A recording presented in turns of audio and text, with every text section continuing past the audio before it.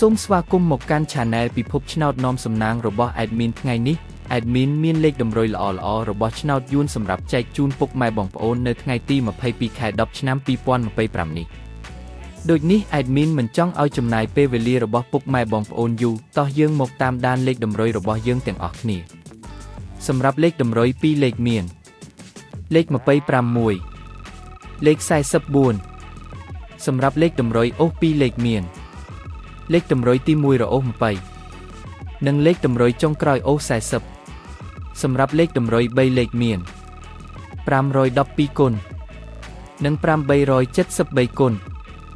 សម្រាប់លេខតម្រុយថ្ងៃនេះ Admin សូមជូនពរឲ្យពុកម៉ែបងប្អូនជួបតែសំណាងល្អទាំងអស់គ្នាហេងមានលាភមានជ័យ